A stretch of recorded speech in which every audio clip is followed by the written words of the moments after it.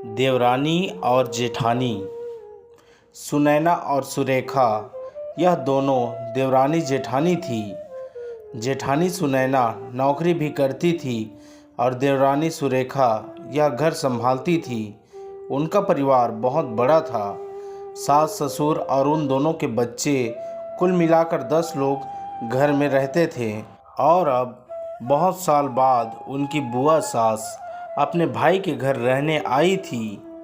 सुबह उठने के बाद बुआ सास ने देखा कि सुनैना फटाफट अपने काम कर रही थी। सुरेखा ने नाश्ता बनाया और वह नाश्ता सुनैना ने सबको परोसा। उसके बाद सुनैना ने अपना टिफ़िन पैक किया और वह काम पर निकल गई। सुरेखा ने वापस दोपहर का खाना तैयार किया और थोड़ा वक्त अपनी सास और बुआ सास के साथ बैठी रही। बुआ सास से रहा नहीं गया। उन्होंने सुरेखा को पूछा, छोटी बहू, तुम्हारी जेठानी तुझ पर बहुत हुक्म चलाती है। सुबह से देख रही हूँ रसोई घर में अकेले ही काम करती हो और वह महारानी दिखावा करने के लिए नाश्ता परोस रही थी, जैसे कि उसी ने ही नाश्ता बनाया हो। यह सुनने के बाद सुरेखा ने बुआ सास की तरफ देखा और बोली, बुआ सास जी, ऐसा कुछ नहीं है। सुनैना दीदी बहुत अच्छी है। बुआ सास बोली, तुम बहुत भोली हो सुरेखा, मुझे सब समझ में आता है। मेरे बाल धूप में सफ़ेद नहीं हुए हैं। सुरेखा से अब नहीं रहा गया। वह बोली, ऐसा नहीं है बुआ जी, आपको सुनैना दीदी ने सबको नाश्ता परोस कर वह दिखा, पर आपको यह नहीं दिखा कि दीदी ने मुझसे ज़बरदस्ती सबसे पहले नाश्ता करने दिया और चाय भी दी। वह रोज़ मुझे ऐसा सबसे पहले ही नाश्ता दे देती है, नहीं तो सबके लिए नाश्ता करते करते मैं खुद के लिए नाश्ता बनाना भूल जाऊंगी। दीदी मेरी कितनी चिंता करती है। दीदी सुबह जल्दी उठकर मंदिर साफ करती है, फूल सजा कर रखती है और मुझे उनके 1 घंटे बाद उठने के लिए कहती है।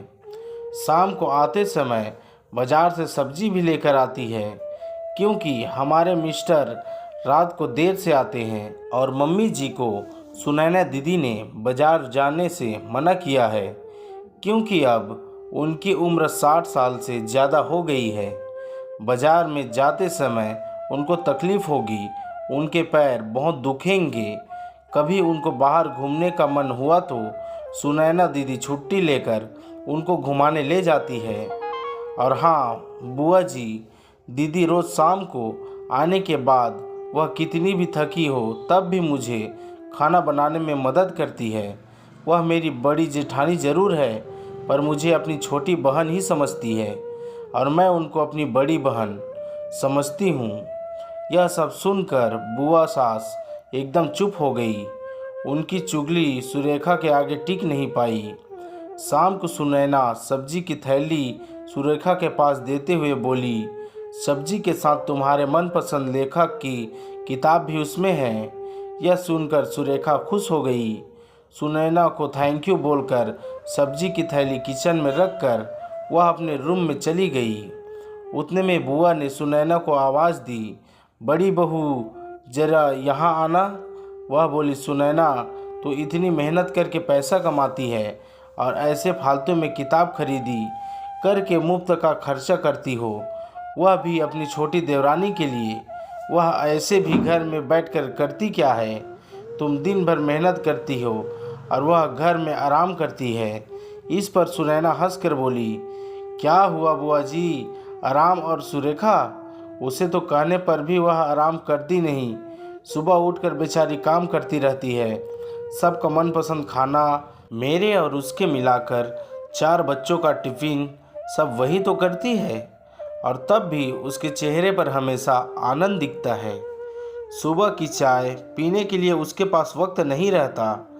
दोपहर को जब बच्चे घर आते हैं तो उनका खाना, होमवर्क सब वही देखती है।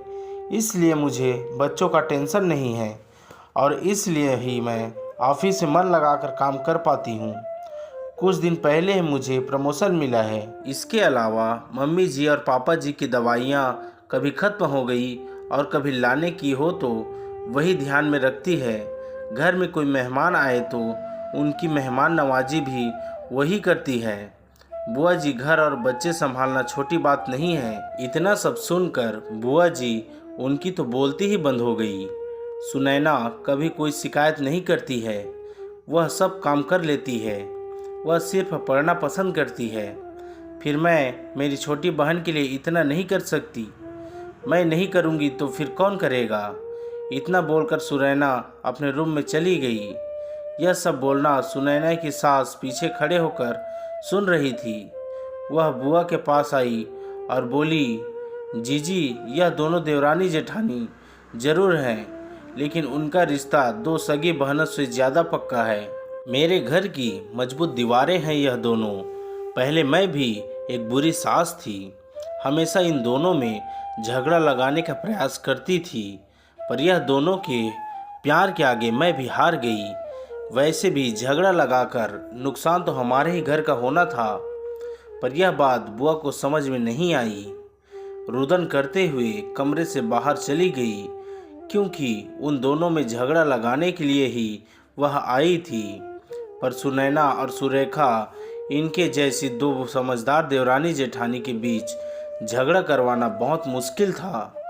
तो दोस्तों, सुनैना और सुरेखा, इनकी जैसे समझदार देवरानी जेठानी जिस घर में होंगे, उस घर का कोई बुरा नहीं कर सकता।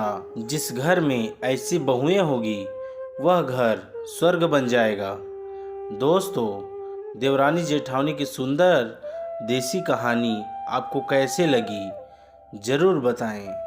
और भी ऐसे कहानियों के लिए हमारे YouTube channel Hindi motivation story को अब भी लाइक, सब्सक्राइब और शेयर करें। धन्यवाद। मिलते हैं और भी ऐसे ही मज़ेदार कहानियों में।